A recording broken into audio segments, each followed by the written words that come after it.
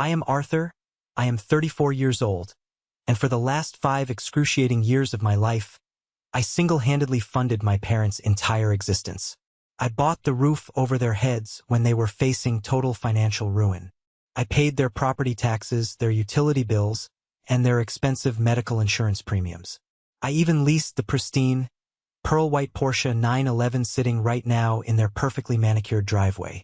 I gave up my own financial security to build a fortress around them. But when I desperately needed them for just 3 hours, so I could secure my own family's future, my mother laughed through the phone and told me, "We are not your nannies." She laughed at my sheer panic, right before stepping into the luxury sports car that my salary paid for, claiming she had to go to a neighborhood brunch. But there is one massive, earth-shattering detail they did not know. They honestly believed the house they lived in was protected by a bulletproof family trust. They thought I was just a soft, obedient, easily manipulated son who would endlessly absorb their disrespect and keep writing checks to keep the peace. They had absolutely no idea that I had spent the last several months quietly restructuring our entire financial relationship through a private real estate holding company. And right now, as they are desperately leaving me dozens of voicemails begging for forgiveness, crying about their credit cards declining at the grocery store checkout line, and screaming at a tow truck driver, they are learning a very hard, very permanent lesson about leverage. Before I tell you exactly how I methodically dismantled their entitled, luxurious lives piece by piece, hit that like button if you truly believe that toxic family members need to face the harsh consequences of their actions. And please, drop a comment letting me know where in the world you are watching from today. I love seeing how far these stories reach. Now, let's go back to the morning everything shattered into a million pieces. The email chime on my phone was offensively cheerful. It was Tuesday morning, just past 5 o'clock. I was standing in the dark hallway of my house, exhausted, clutching a lukewarm cup of coffee. I squinted at the bright screen. The subject line read, "Final round interview, partner position." My heart skipped a beat. This was the email I had been grinding toward for 15 brutal years in the corporate finance sector. It represented a massive salary bump, lucrative stock options, and the kind of generational wealth I desperately wanted to build for my wife, Elena, and our 4-year-old son, Oliver. It meant finally fully funding his college fund. It meant a secure 401k. It meant we could finally breathe. But there was a massive, immediate problem. From the bedroom down the hall, Oliver coughed. It was a harsh, dry, rattling sound that instantly twisted my stomach into knots. He had been sent home from his preschool 2 days ago with a severe fever. Elena, who works as a trauma nurse in a wildly understaffed emergency room, had already burned through her available personal leave, covering his first 48 hours of sickness. I watched her that morning, pulling on her scrubs, dark circles under her eyes, looking absolutely defeated. Calling out of her shift today was simply not an option without facing severe disciplinary action. It was my turn to step up and manage the crisis. My partner interview was scheduled for 10 o'clock sharp. It was not a casual Zoom call. It was an in-person boardroom panel with 6 of the most intimidating senior executives in the firm. I obviously could not bring a sick, crying, feverish toddler into a high-stakes corporate negotiation that would determine the entire trajectory of my career. I frantically ran through my options. Every babysitter we knew was booked or unavailable on such short notice. I had exactly one lifeline left. I pulled up my contacts on my phone and stared at my mother's name. My heart hammered against my ribs.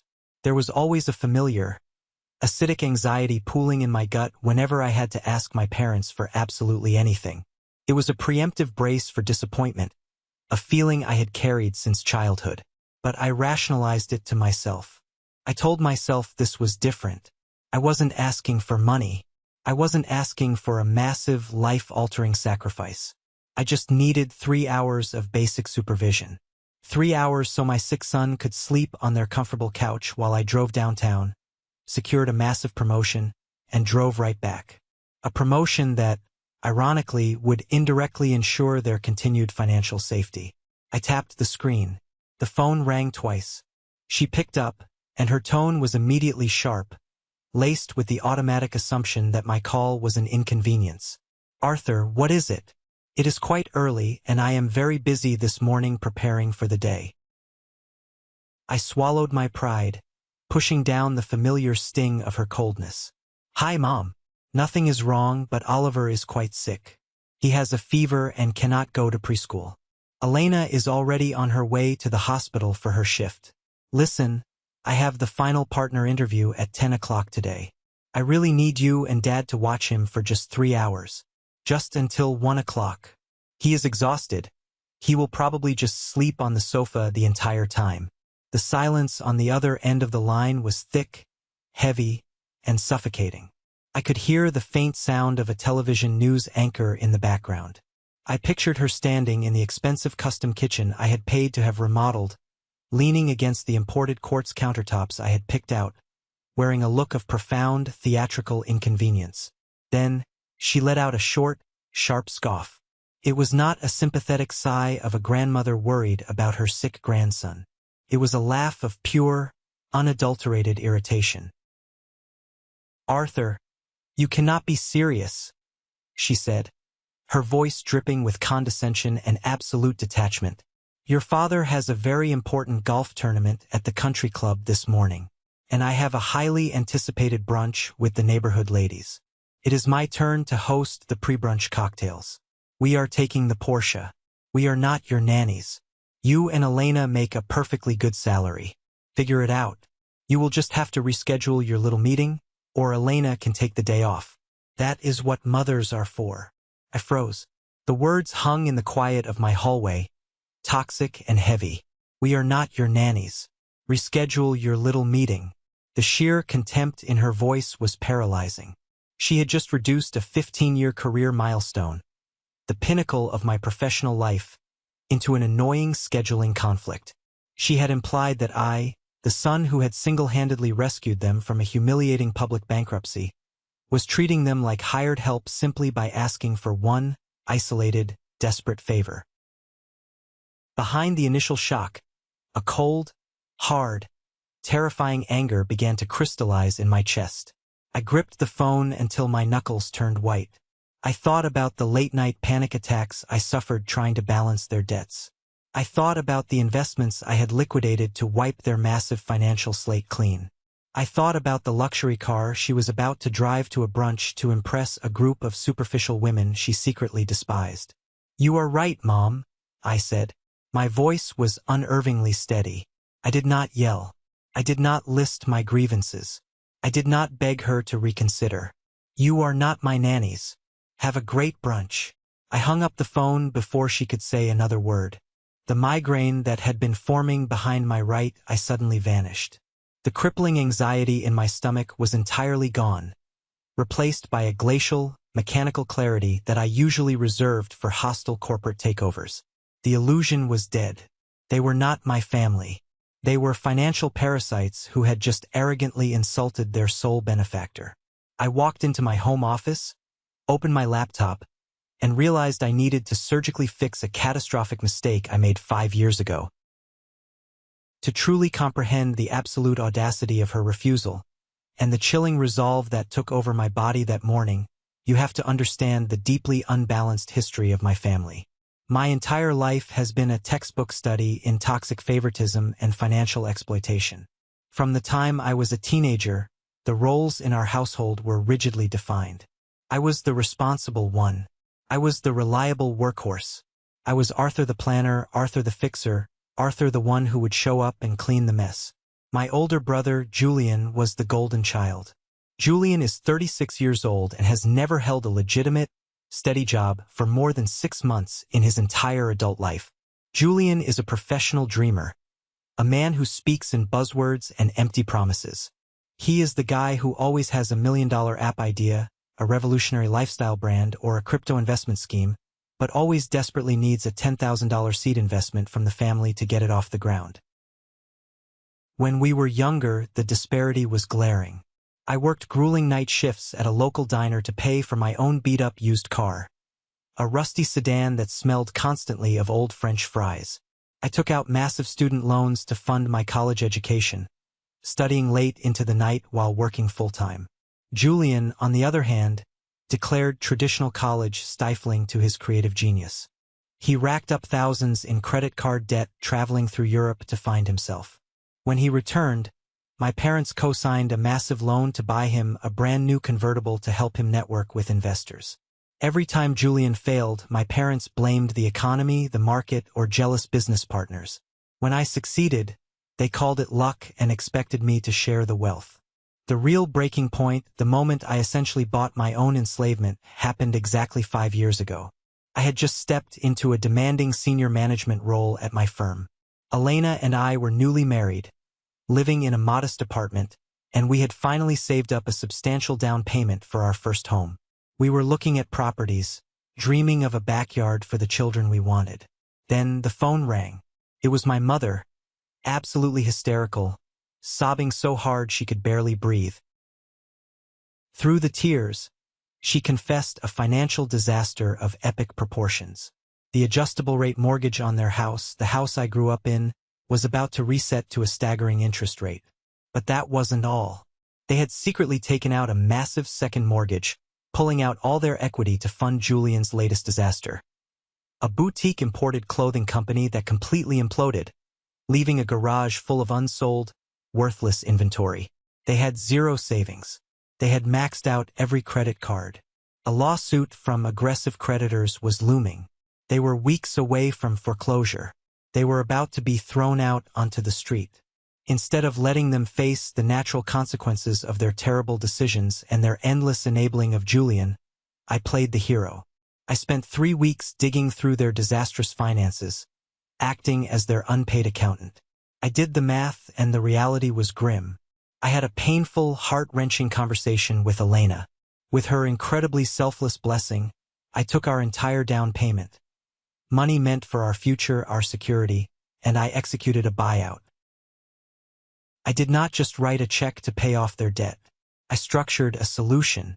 I bought the house from the bank, placing the deed under a private limited liability company that I controlled, and then nested that within a family trust. I allowed my parents to live there rent-free for the rest of their lives. I set up an automated monthly stipend to cover their groceries, utilities, and basic living expenses.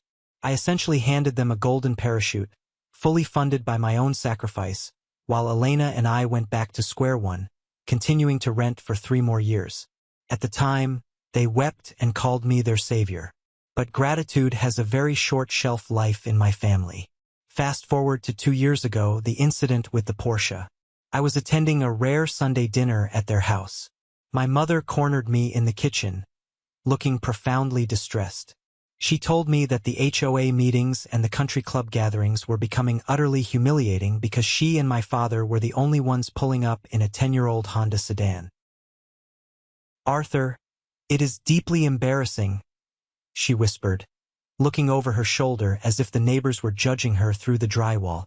"People are starting to talk. They think your father lost his pension.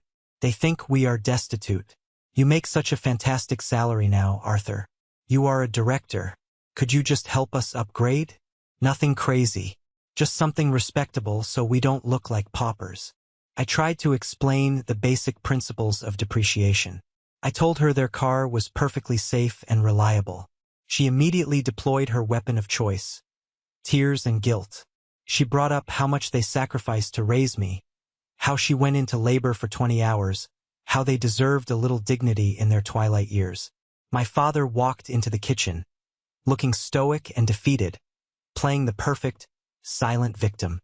Against my better judgment, against every financial instinct I possessed, I caved. I wanted the guilt trips to stop. I used my consulting firm's corporate account to lease a pristine, pearl-white Porsche 911.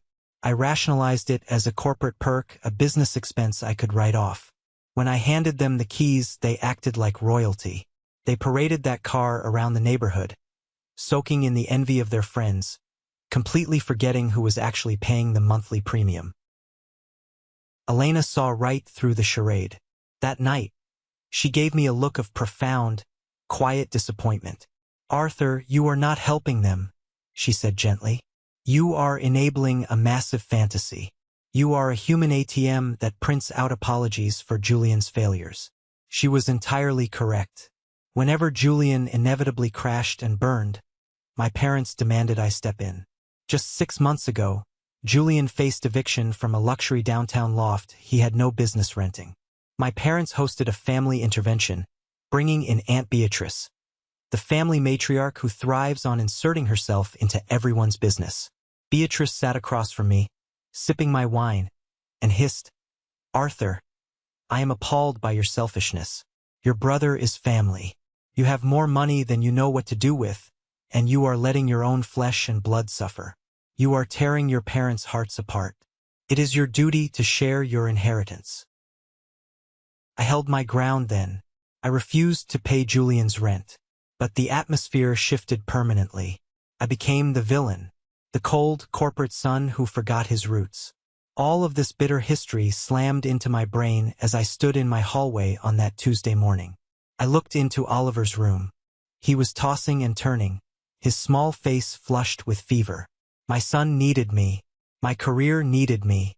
And my parents, who lived in a house I bought and drove a car I leased, decided a neighborhood brunch was more important. I did not have time to mourn the death of my family dynamic. I picked up my phone and bypassed family entirely. I called Mrs. Higgins, a bonded, high-end emergency childcare provider who caters exclusively to executives. Her hourly rate was astronomically high, but I booked her immediately without blinking. I then dialed the direct line of Mr. Vance, my personal attorney. "Vance, it is Arthur," I said, my voice cool and professional. "Pull the Brenda and Richard family trust documents. I am initiating a full hostile review of all terms. Halt the monthly stipend immediately." Vance paused. "Arthur, that is going to bounce their automatic payments. Are you sure you want to trigger that kind of fallout?" "I am positive," I replied. "And Vance? Look into the lease termination clauses for the corporate vehicles. I am done playing the supportive son. Get the paperwork ready." I hung up. The wheels were in motion. But what I didn't know as I put on my suit was that their refusal to babysit was not just mere selfishness. It was a cover for a massive, calculated financial betrayal. I thought the worst was over. I was so incredibly wrong. Mrs. Higgins arrived at my front door at exactly 9:15. She was an impeccably dressed woman in her late 50s, wearing a crisp navy blazer, radiating an aura of absolute competence and calm. Within 5 minutes of stepping inside, she had assessed the situation, administered the correct dosage of children's fever reducer, and had Oliver comfortably settled on the living room rug, quietly engaged with a set of wooden building blocks. I handed her a blank check, kissed my son's burning forehead, and drove to the corporate headquarters downtown like a man possessed by a singular, unyielding focus. The partner interview was not designed to be a simple conversation. It was a brutal, psychological interrogation explicitly engineered to break weak candidates under pressure. 6 senior partners, including Mr. Sterling, the incredibly intimidating CEO of our division, sat across a massive, polished mahogany table. The room smelled of expensive cologne and ruthless ambition. To make matters infinitely worse, Marcus was there.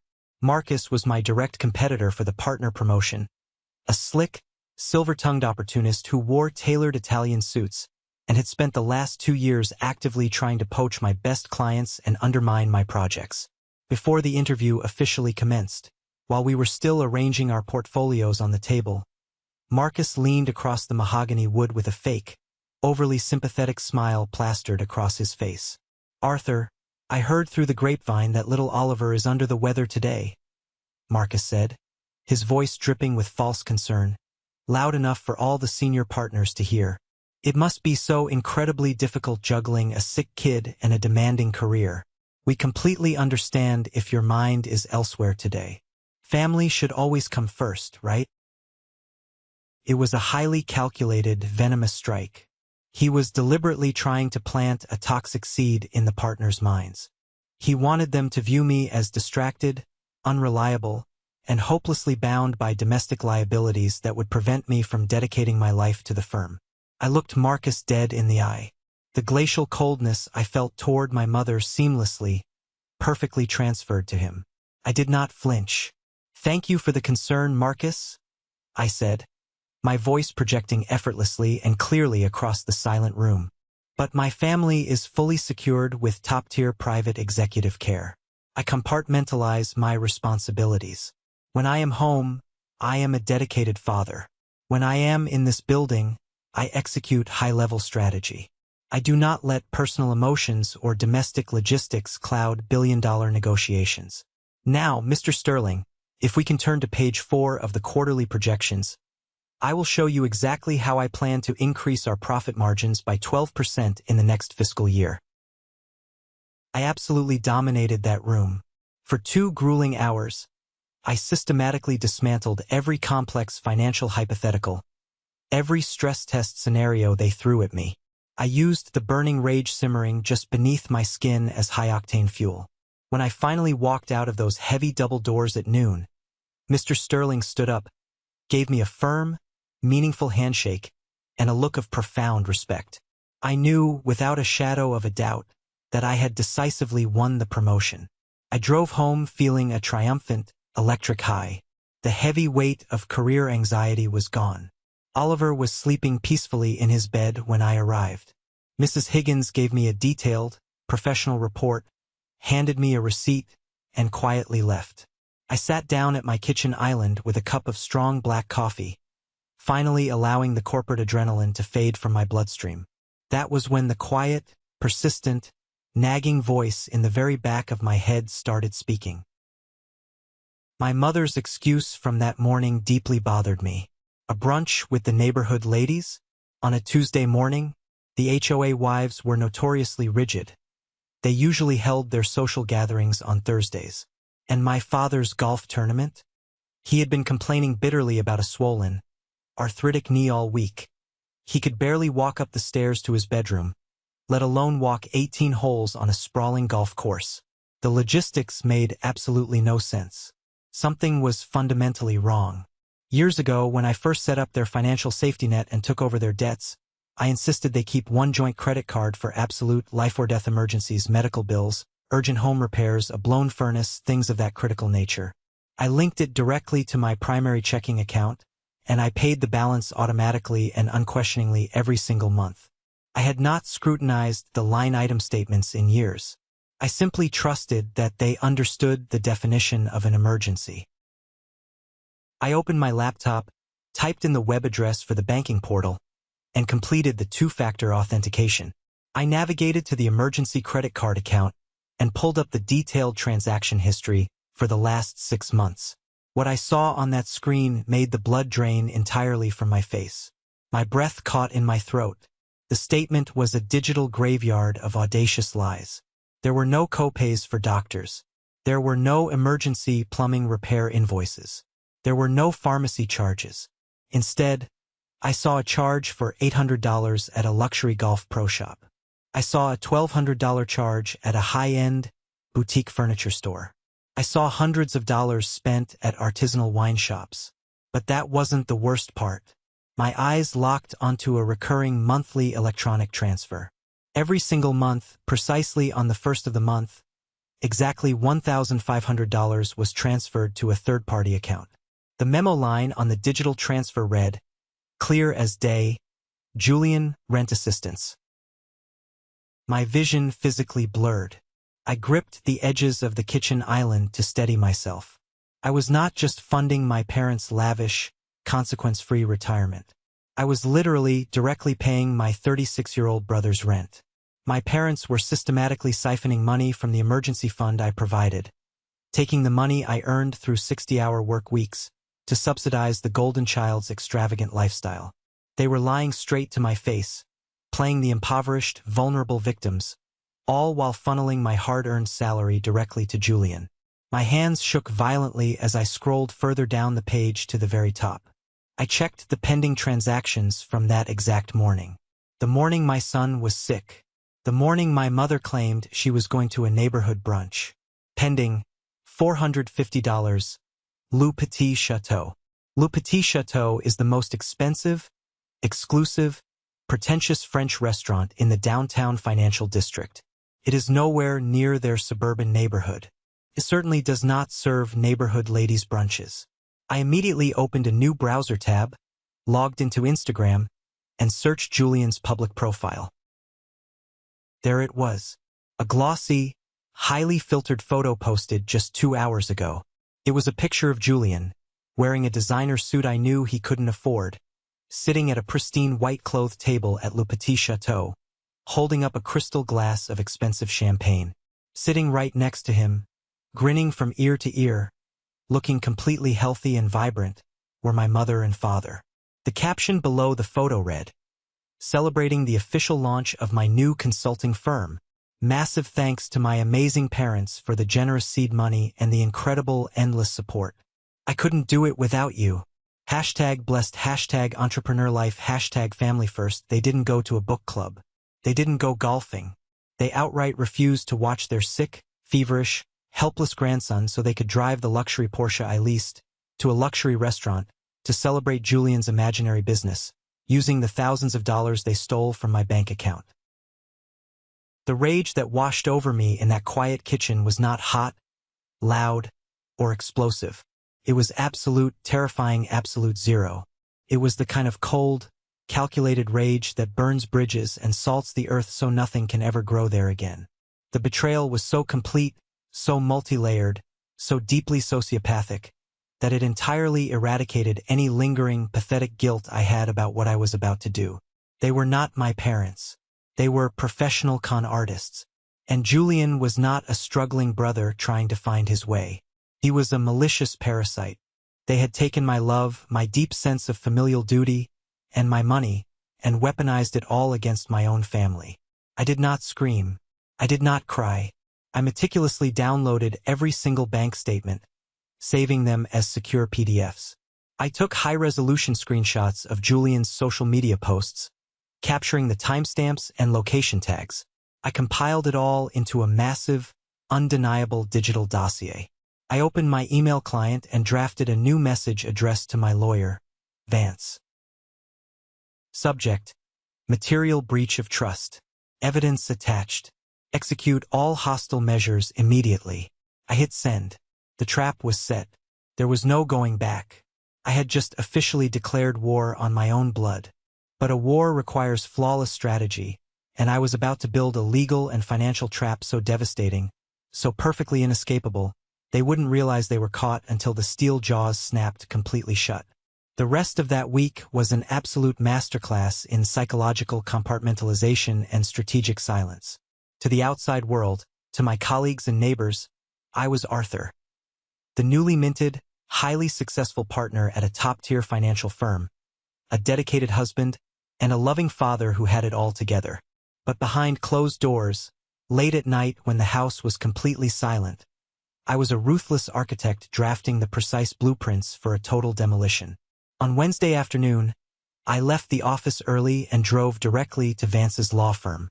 His office, with its heavy mahogany walls, rows of leather-bound legal volumes, and sweeping views of the city, felt exactly like a general's war room. Vance had the Brenda and Richard family trust documents spread out across his massive oak desk, alongside the printed credit card statements and the screenshots I had emailed him. He looked at the paperwork, took off his glasses, and rubbed the bridge of his nose in sheer disbelief. "Arthur, I have seen a lot of family disputes in my career, but this is blatant, documented financial fraud," Vance said, his voice grave. "The original charter of the trust explicitly, unequivocally states that the funds provided are for the sole, exclusive use and benefit of the named beneficiaries, your parents. Systematically diverting $18,000 a year to a third party like Julian is a massive material breach of the contract. You have the full legal authority to dissolve the trust entirely right now." "Dissolving the trust isn't enough, Vance," I replied, leaning forward, resting my forearms on the edge of his desk. "If I simply dissolve the trust, the deed to the house reverts directly to me. But the eviction process in this state can take 6 to 8 months. They will drag it out in court. They will play the frail, elderly victims to the judge and to our entire extended family. I do not want a drawn-out battle. I want them cornered. I want them to realize they have absolutely zero leverage, and I want them to hand over the keys voluntarily." Vance slowly smiled, a sharp, predatory look crossing his face. He understood exactly what I was aiming for. Then we don't act as the trustee. We act as the bank. Remember, when you bought the house 5 years ago to save them from foreclosure, you didn't pay it off completely in cash. You assumed the remaining mortgage through that private LLC we set up, Shell Company Alpha, to protect your personal liability. You are technically their landlord and their mortgage holder. By committing financial fraud against the property owner, they have violated the core terms of their residency agreement. We spent the next 3 hours drafting the airtight legal paperwork. We didn't just freeze the discretionary accounts. We completely severed their access to the banking portal. We officially canceled the emergency credit card. I logged into my corporate portal and formally terminated the corporate lease on the pearl white Porsche 911, scheduling the physical repossession for Friday morning, the 1st of the month, the exact day they expected their lavish allowance to hit their accounts. But there was a sudden, unexpected complication that threatened to unravel the element of surprise. Early Thursday morning, my phone buzzed with an encrypted text message from Simon. Simon was the senior branch manager at the private bank that held our family accounts. He was a guy who had been a family acquaintance for years, a man who always lingered a little too long at our Thanksgiving dinners, drinking my wine and pretending to be a loyal friend. "Arthur, just a quick heads up," Simon wrote. "I saw the hard freeze orders come through on your parents' accounts this morning. Julian just called my direct line, very panicked, asking why his automatic rent transfer is showing as pending and blocked. I told him there might be a system glitch, but you really need to call your folks and smooth this over. This is going to get messy, buddy." I stared at the screen. Simon was playing both sides of the fence. He was actively trying to warn Julian, trying to give them time to hide money or prepare a defense. He was the rat in the ship. I did not reply to Simon. I did not give him the satisfaction of an explanation. Instead, I immediately called the regional director of the bank, an incredibly powerful man who had spent the last 3 years desperately trying to woo my firm's multimillion-dollar corporate accounts to his branch. "This is Arthur," I said when he answered. "I am calling to inform you that your branch manager, Simon, is actively violating strict client confidentiality protocols. He is discussing my private trust executions and account freezes with an unauthorized third party, my brother. If Simon is not removed from my accounts immediately, my firm will pull every single corporate asset from your institution by the end of the business day." The regional director panicked. By noon, Simon was officially suspended pending a severe internal ethics investigation, his access revoked. My accounts were securely transferred to an upper-tier, strictly confidential management team. I cut the communication lines completely.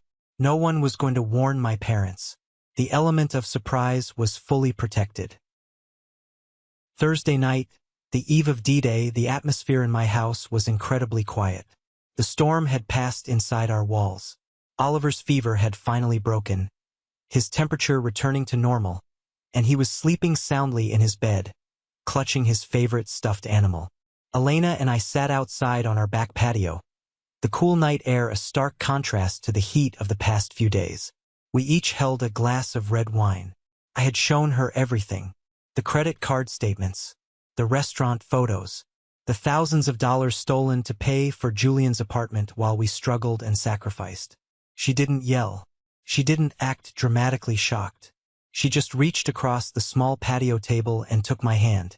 Her grip was fiercely protective, grounding me in reality. "I am so deeply sorry, Arthur," she whispered, her eyes shining with unshed tears in the dim light. "You gave them absolutely everything. You gave them the financial security you never had growing up. You saved them from ruin, and they treated your sacrifice like it was garbage." "I am officially done being the garbage man," I said softly, looking out into the dark shadows of the yard. "Tomorrow is the 1st of the month. The trust stipend won't arrive.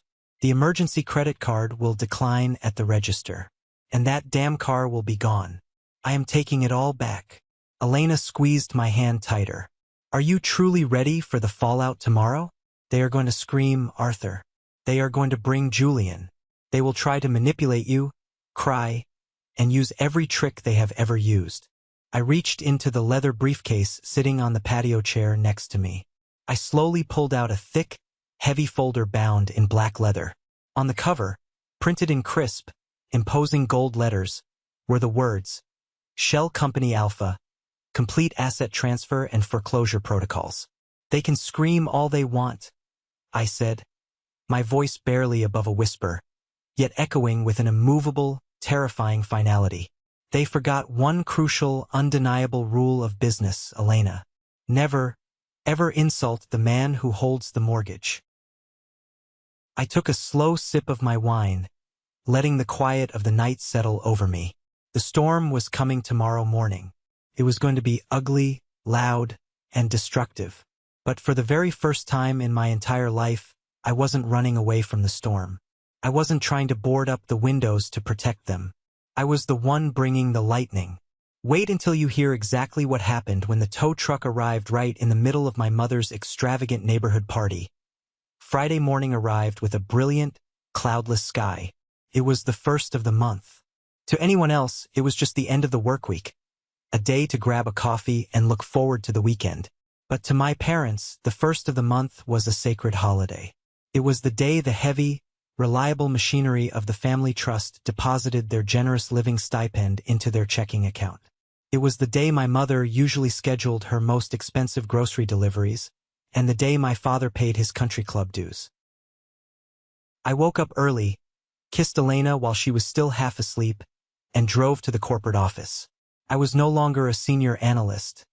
I was officially a partner. I moved into my new corner office, the one with the floor-to-ceiling windows overlooking the financial district. I set my briefcase on the massive oak desk, poured myself a cup of black coffee, and opened my laptop. I didn't look at market projections.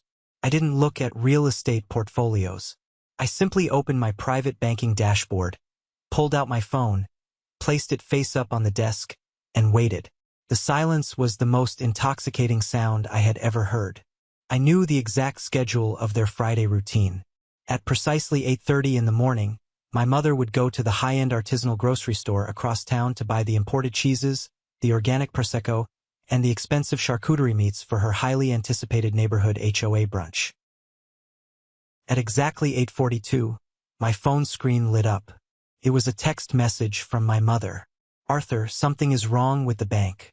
Our checking account is showing a zero balance for the trust transfer.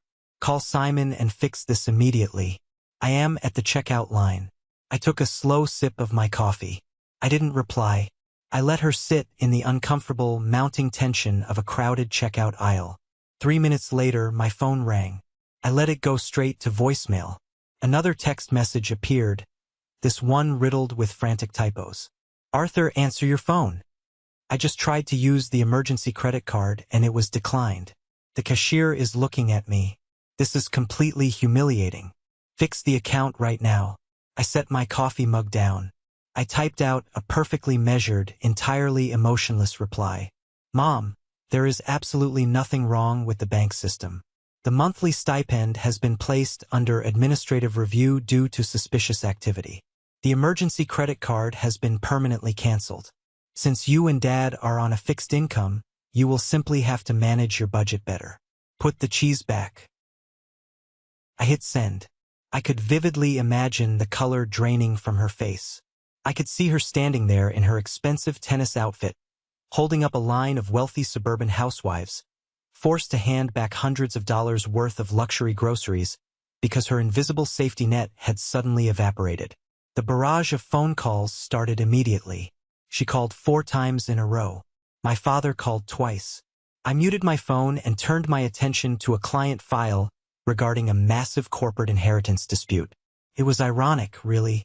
I was billing hundreds of dollars an hour to resolve wealthy families' financial warfare, while executing a perfectly legal, devastatingly precise siege on my own. But the grocery store was merely the appetizer. The main event was scheduled for 11 o'clock. According to my mother's bragging texts to the extended family group chat earlier in the week, her neighborhood brunch was set to begin at 10:30. This meant that by 11, the driveway of the house I owned would be packed with the luxury SUVs of the neighborhood ladies. My mother would be in her element, pouring mimosas, complaining about the hired help, and holding court in a house she did not pay for. At exactly 11:15, my office phone rang. It wasn't my cell phone. It was the direct line to my corporate office. My father had bypassed my cell, completely hysterical. "Arthur! Arthur, are you there?" My father screamed into the receiver. His voice was a high-pitched, trembling mess. He sounded like a man watching his house burn down. "I am here, Dad," I said, my voice as placid and still as a frozen lake. "What is the emergency?" "There is a man here in our driveway," he shouted, completely losing his breath. "He has a massive flatbed tow truck. He has the Porsche hooked up to the winch. He says the corporate lease has been officially terminated. Arthur, you have to call your firm right now. Tell them it's a massive clerical error. They are taking the car." I leaned back in my leather chair. "It is not a clerical error, Dad. I terminated the lease." The line went dead quiet for 3 long seconds. All I could hear was the distant, mechanical grinding sound of the tow truck's hydraulic lift pulling the pearl-white Porsche onto the steel bed. "What?" my father whispered, the sheer panic giving way to profound, helpless confusion. "What are you talking about?" "Arthur, your mother's friends are all standing on the front porch. They are holding their drinks. They are watching this happen. The entire neighborhood is looking out their windows. This is a public humiliation. Do something. Stop them." "I am doing something, Dad," I replied, letting a fraction of the ice in my veins seep into my words. "I am managing my personal and corporate liabilities. You and Mom made it incredibly clear on Tuesday morning that our relationship is purely transactional. You are not my nannies, remember? Well, the terms of our transaction are no longer favorable to my bottom line. So, the car goes back." I heard a muffled scuffle on the other end, and then my mother snatched the phone. Her voice was shrill, manic, and completely stripped of her usual arrogant polish. "Arthur, you stop this immediately," she shrieked. "You tell that blue-collar thug to drop our car right this second. You have no right to do this. You are embarrassing me in front of the HOA president. That is exactly where you are fundamentally mistaken, Mom," I said, my voice dropping an octave, carrying the full, crushing weight of my authority. "It was never your car. It was my firm's corporate asset. An asset that I, in a moment of extraordinary, pathetic foolishness, allowed you to drive so you could pretend you were wealthy. But you broke the rules." "What rules?" she cried, her voice cracking. "We are your parents." "I have been reviewing the emergency credit card statements," I said, enunciating every single syllable with razor-sharp precision. "It makes for fascinating reading. Did you honestly think I wouldn't notice the $1,500 you siphon out every single month for Julian's rent? Did you think I wouldn't see the $450 charge at Le Petit Chateau on the exact morning you told me you were too busy at a book club to watch your sick grandson?" The silence that followed was absolute. The background noise of the neighborhood brunch completely faded away. I could practically hear the gears in her mind shattering as she realized the depth of her exposure. "You used the emergency credit card I pay for, with the salary I bleed for, to commit blatant, documented fraud against the family trust one set up to protect you," I continued, giving her no room to breathe. "You lied to me for 2 years. You funded your 36-year-old son's delusions with my money. And meanwhile, while you are living rent-free in a house I own, driving a car I lease, and living off a stipend I provide, you couldn't find 3 hours to watch my son so I could secure my family's future. Arthur, please, you don't understand," she whimpered, her voice suddenly shrinking into a pathetic, desperate whisper. "Julian was struggling. He was facing an eviction lawsuit. He is sensitive. He can't handle corporate stress like you can. We had to help him." "I don't care," I said, and the beauty of that moment was that it was the absolute truth. I truly, deeply did not care anymore. The emotional cord was violently severed. I am done being the responsible one. I am done being the family ATM. The stipend is frozen permanently. The car is gone. Welcome to your actual fixed income, Mom. I hope the ladies enjoy the brunch. assuming you could even afford the groceries. I hung up the phone. I didn't block their numbers yet. I wanted them to stew in the radioactive fallout of their own arrogance. The trap was sprung, the humiliation was public, and the financial supply line was entirely eradicated. But I knew this was only the opening salvo. They still thought they had leverage. They still thought they had the house. They still believed they could manipulate me if they just got me in a room. I spent the rest of the day reviewing real estate contracts, finalizing my promotion paperwork, and preparing for the inevitable weekend explosion.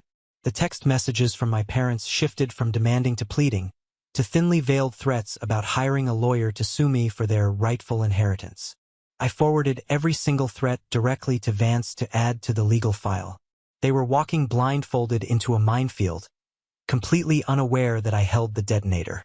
The real confrontation was coming, and I was going to tear down the very foundation of their reality. The siege began on Sunday afternoon. I had deliberately ignored their calls for 48 hours, letting their panic ferment into pure, unadulterated desperation. Finally, I sent a single, sterile text message to my father. You, Mom, and Julian. My house. Sunday at 2 p.m. Do not be late. Elena had taken Oliver to the zoo for the afternoon. I didn't want my son anywhere near the toxic waste dump that was about to detonate in our living room. I sat in my favorite armchair, wearing a dark sweater and slacks, looking completely relaxed. On the heavy glass coffee table in front of me sat the black leather folder labeled Shell Company Alpha, a stack of printed credit card statements, and 3 freshly drafted legal documents from Vance's office. At exactly 1:55 p.m., the doorbell rang. I didn't rush. I walked to the door and pulled it open. My parents looked like they had aged a decade in 2 days. My mother's eyes were swollen and red, her expensive makeup poorly applied, lacking her usual arrogant sheen. My father looked pale, his shoulders slumped, carrying the physical weight of a man who suddenly realized he was broke. And then there was Julian. Julian pushed past them, walking into my house with a fake, aggressive swagger. He was wearing a designer leather jacket, undoubtedly bought with my money, and a look of profound indignation. He was trying to play the role of the protective older brother, a role he hadn't earned a day in his life. Arthur, this is completely insane, Julian started immediately, pointing a finger at my chest as he walked into the living room. You are completely out of control. You embarrassed Mom in front of the whole neighborhood. You took their car. And my landlord just sent me a default notice because my rent transfer bounced. You need to turn the accounts back on right now, or I swear to God. Or you will swear to God what, Julian? I interrupted, my voice perfectly level, stepping into his personal space. I was taller than him, and the years of corporate warfare had given me a presence that he severely lacked. You will beat me up? You will sue me? With what money? You don't have a job. You don't have a car. You don't even have an apartment as of tomorrow. Julian faltered, taking a half step back, his fake bravado instantly crumbling under actual pressure. Sit down, I commanded, gesturing to the sofa. My parents immediately sat. Julian hesitated, then sank into the armchair across from me.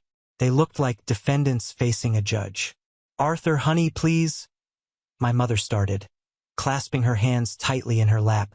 The tears began to well up, a perfectly rehearsed performance. We are so sorry about Tuesday. It was a terrible mistake. I was just stressed about the HOA brunch. But what you are doing, freezing the trust, taking the car, it's cruel. We are your parents. You can't just cut off our livelihood.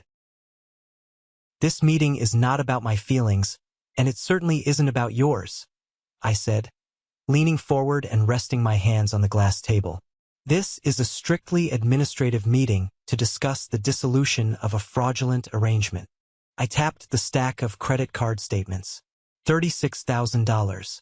That is the exact amount of money you fraudulently siphoned from an emergency medical fund to pay the rent of a 36-year-old man who refuses to work.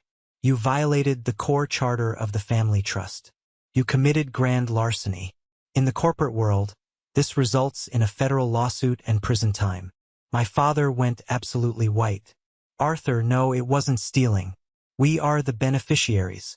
It was our money to use as we saw fit to help our family. No, it was my money. I corrected him sharply. Money I earned. Money I bled for. Money I took from my own wife and child's future to ensure you wouldn't be living in a homeless shelter 5 years ago. Julian scoffed, trying to regain his footing. You're so dramatic, Arthur. It's just a trust fund. You're rich. You can't just dissolve an irrevocable trust and throw mom and dad out. That house belongs to the trust. They are legally protected. You're just trying to scare us. This was it. The moment I had meticulously engineered. The exact trap they had walked right into. I looked at Julian, a slow, incredibly dark smile spreading across my face. I reached out and rested my hand on the black leather folder. You're right, Julian, I said smoothly. The house does belong to the trust. And dissolving a trust can be a messy, drawn-out legal process in probate court. My mother let out a small, audible sigh of relief, thinking she had found a loophole. She thought she still had her fortress. But you see, I continued, flipping open the black folder, exposing the heavy, notarized mortgage documents. You are completely forgetting the fundamental mechanics of real estate debt. 5 years ago, when you were facing foreclosure, I didn't pay the bank off in cash. I bought the underlying debt. I slid the documents across the glass table. I created a private limited liability company called Shell Company Alpha. That LLC purchased the mortgage from your original lenders. The LLC owns the debt on the property. And I am the sole managing director of that LLC. They stared at the papers, completely uncomprehending. What does that mean? My father asked, his voice shaking violently. It means, I said, leaning in, delivering the absolute killing blow, that I am the bank. I hold the mortgage. The trust is simply the entity that pays the mortgage to my LLC. And because you have committed documented financial fraud against the property owner, you are in catastrophic, uncurable default of your residency agreement. I pulled out 3 single sheets of paper, the final legal decrees from Vance. I am not dissolving the trust, I stated coldly. I am foreclosing on the house, today, unless you sign this agreement. My mother gasped, covering her mouth with trembling hands. You would evict your own parents? Without a second of hesitation, I replied. Here are your only 2 options. Option A, you refuse to sign. Tomorrow morning, my lawyers file a formal eviction notice and a lawsuit for the $36,000 you stole. You will be dragged through court, you will lose the house, you will have a massive civil judgment against you, and you will be absolutely destitute. I tapped the paper. Option B, you sign this document right now. You voluntarily surrender all beneficiary rights to the trust. You acknowledge the debt. In exchange, I will allow you to continue living in the house, rent-free. I will pay the property taxes and the basic utilities directly to the city. But that is it. There is no stipend. There is no car. There is no emergency credit card. There are no country club dues. You will live like actual retired people on a strict, unyielding fixed income. I turned my gaze to Julian, whose face was a mask of absolute terror. And absolutely under no circumstances, I said, pointing a finger directly between his eyes. Will another single red cent of my money ever find its way into your pockets? In fact, Julian, you have exactly 24 hours to vacate your luxury apartment. Because if you don't, I will personally contact your landlord and inform him that your previous rent was paid with funds obtained through criminal fraud, and I will hand him the evidence. Julian leaped up from the chair. You can't do this. I'll be homeless. Mom, Dad, tell him he can't do this. You promised me I would be taken care of. You promised. He turned to our parents, expecting them to rise up, to defend him, to manipulate me one last time. But they didn't move. My father stared at the foreclosure documents as if they were a death sentence. My mother was sobbing uncontrollably into her hands. They realized, with crushing absolute certainty, that they had zero leverage. The ATM was permanently closed. The vault was sealed. The golden child had finally bankrupted them.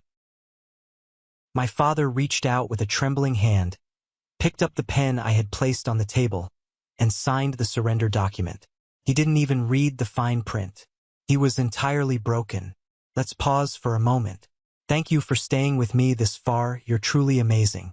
Please help me by liking the video and commenting the number 1 below so I know you've been here with me until this point. This not only helps more people discover this story, but also lets me know that my experiences mean something to someone. Your support is the greatest motivation for me to keep sharing the rest of this journey. The immediate aftermath of that Sunday afternoon was not explosive. It was eerily, painfully quiet. The kind of quiet that follows a catastrophic natural disaster when the dust finally begins to settle and the sheer magnitude of the destruction becomes visible.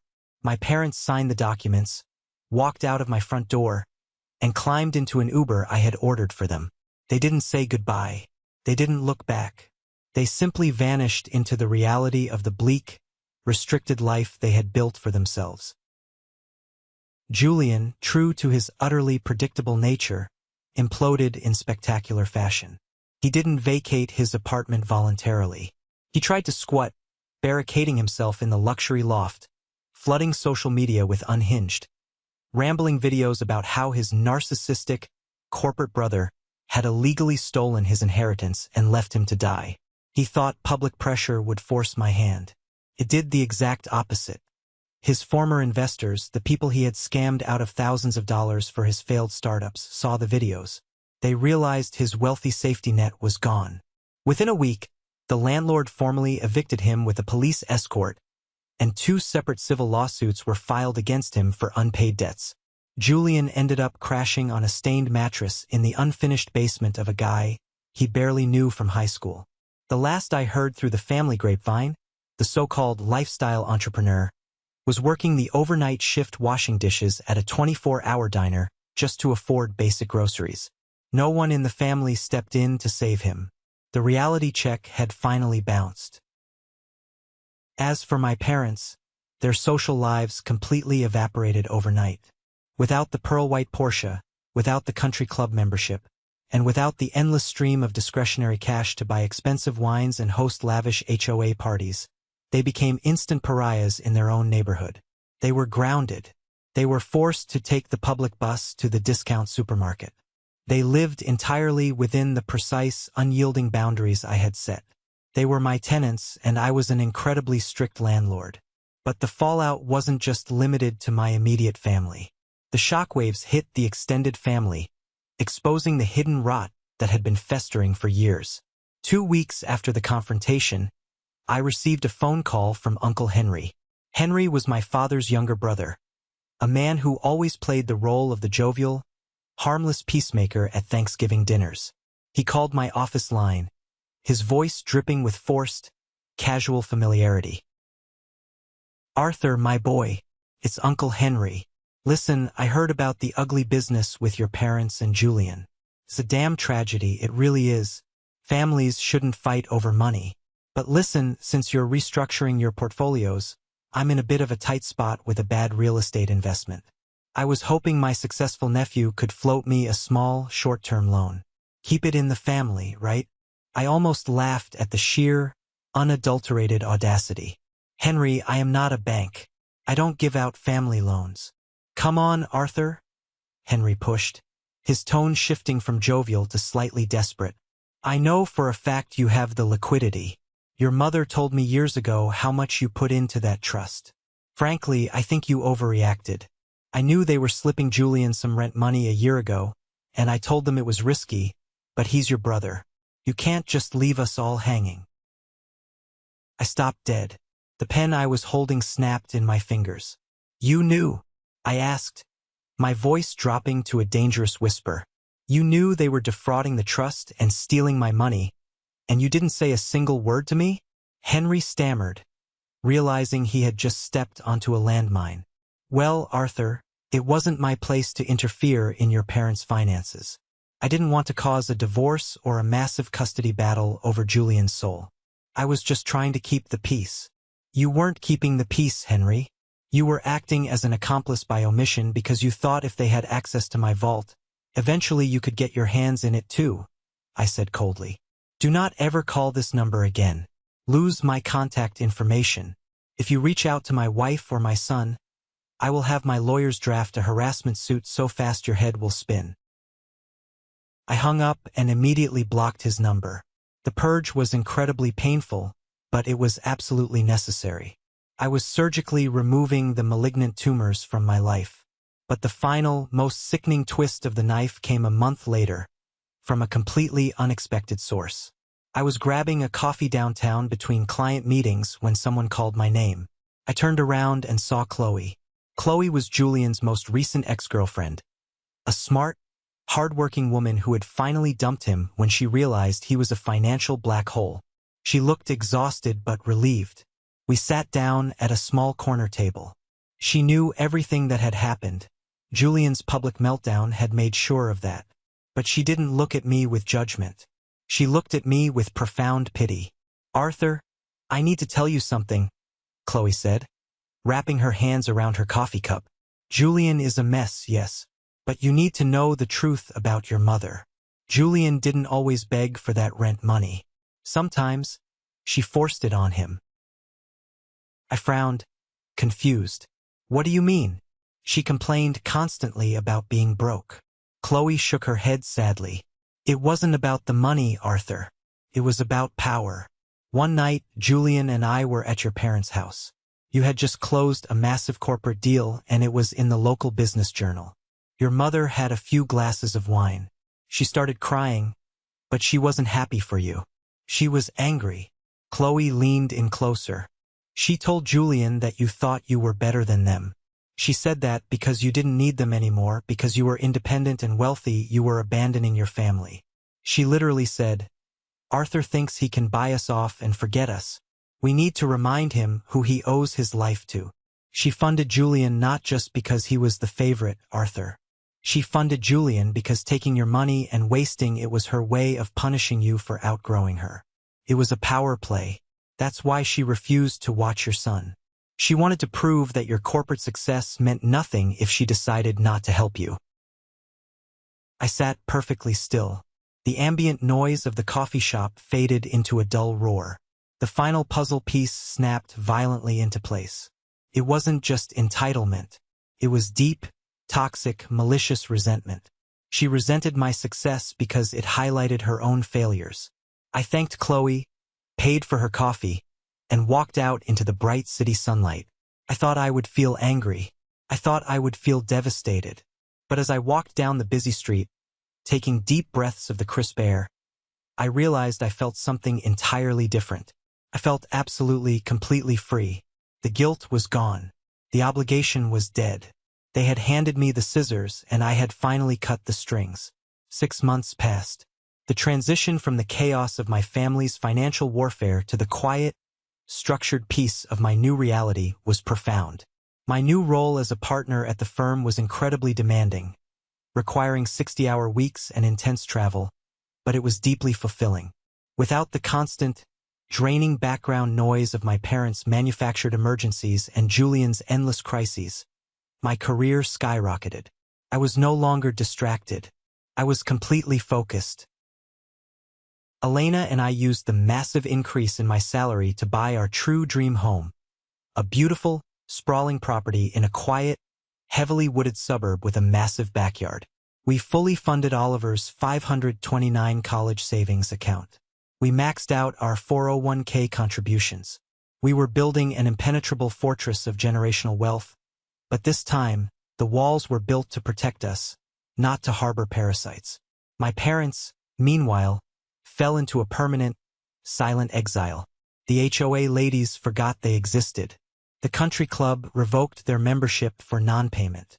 They lived in the house I owned, paid for by the LLC, existing on the meager social security checks they received. We did not speak. There were no holiday invitations. There were no birthday cards.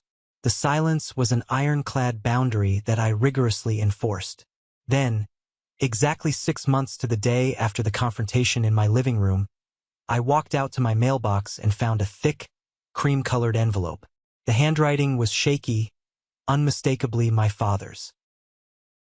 I took the letter into my home office, closed the door, and sliced it open with a letter opener. It was 3 pages long, written in blue ink. Arthur, it began. I know you don't want to hear from me. I know you have every right to throw this letter into the fire. But I am an old man, and the silence in this house is deafening. Your mother stays in her bedroom most of the day. She watches television and cries. She refuses to accept that the life she thought she deserved is gone. Julian called us once from a payphone. He asked for $20. We couldn't give it to him. He hung up and we haven't heard from him since. I read the words, feeling an incredible detachment. It was like reading a case study of a stranger's life. I am writing this because I need to confess, the letter continued. You were right, Arthur. About everything. I was a coward. I let your mother's pride and Julian's delusions dictate my life. I was terrified of conflict, so I let them bleed you dry because you were strong enough to take it. I used your strength as a shield for my own weakness. I was not a father to you. I was a dependent. I was a parasite. I am not asking for the car back. I am not asking for the money. I am not even asking for your forgiveness, because I know I haven't earned it and I never will. I just want you to know that as I sit in this empty house, entirely reliant on the mercy of a son I betrayed, I finally see the truth. You are a better man than I ever was. Protect your wife. Protect Oliver. Do not let anyone, even blood, take advantage of your heart. I am deeply, profoundly sorry. I sat back in my leather chair and stared at the final signature. My father's name, scrawled in a weak, trembling hand. 5 years ago, a letter like this would have broken me.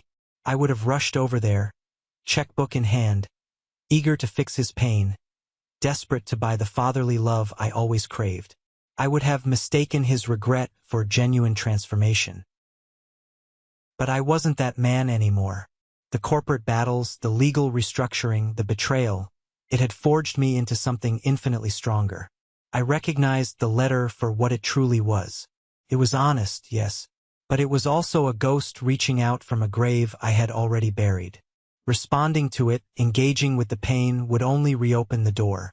And that door was nailed shut, reinforced with steel, and guarded by the fierce love I had for my own wife and child. I slowly folded the letter along its original creases. I opened the bottom drawer of my desk, the one where I kept old, closed client files, and dropped the letter inside. I closed the drawer. I didn't burn it, but I didn't save it as a trophy either. It was simply a closed chapter, an archived file of a bankrupt entity. That Sunday, the weather was absolutely perfect. A crisp, golden autumn afternoon. Elena, Oliver, and I packed a large woven basket with sandwiches, fresh fruit, and a bottle of sparkling cider, and we drove to the massive state park just outside our new neighborhood. We laid out a thick tartan blanket on a grassy hill overlooking a calm, shimmering lake. Oliver, completely recovered and full of endless, vibrant 4-year-old energy, was running across the grass, chasing a brightly colored kite that I had helped him launch into the wind. His laughter echoed across the park, pure and unburdened. Elena leaned her head against my shoulder. I wrapped my arm around her, pulling her close, smelling the faint scent of vanilla and fresh air in her hair. You look different, she said softly, looking up at me, tracing the line of my jaw with her finger. Different how? I asked, watching Oliver's kite dive and soar against the blue sky. Lighter, she smiled. Like you finally put down a backpack full of rocks you've been carrying since you were a teenager. She was perfectly right. For the first time in my entire existence, my mind was quiet. There was no anxiety about looming mortgage resets. There was no dread of a phone call demanding I fix a crisis. There was no suffocating guilt that I wasn't doing enough to earn my place in my own family. I looked at my beautiful, brilliant wife and my happy, healthy son. This was my family. This was my legacy. I had spent years trying to build a fortress of financial security to protect people who secretly despised me. But in the end, the most powerful protection I ever built wasn't a family trust, a corporate LLC, or a high-yield investment portfolio. The ultimate protection was a boundary. The absolute, unyielding willingness to say, no more. I learned the hardest lesson a son can ever learn, that sharing DNA does not automatically grant someone an all-access pass to your sanity, your success, or your wallet. Sometimes, the most profound act of self-care is walking away from the people who are drowning because they refuse to let go of the anchor. I had my vindication, I had my career, but most importantly, I finally had my life back. And I was never, ever going to let anyone jeopardize it again. Thank you so much for listening to my story today.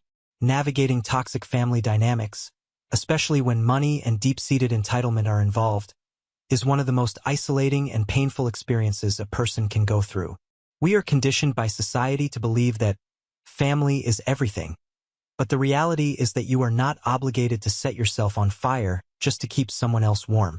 Your peace, your immediate family, and your financial security must always come first. Establish your boundaries, put them in writing if you have to, and do not apologize for protecting what you have built. Have you ever faced something similar with your own family? Have you ever had to cut off a loved one because they viewed you as a utility rather than a person? Share your story in the comments below. Reading your experiences reminds all of us that we are not alone in these battles. And don't forget to like and subscribe so you don't miss the next journey. Until next time, stay strong and protect your peace.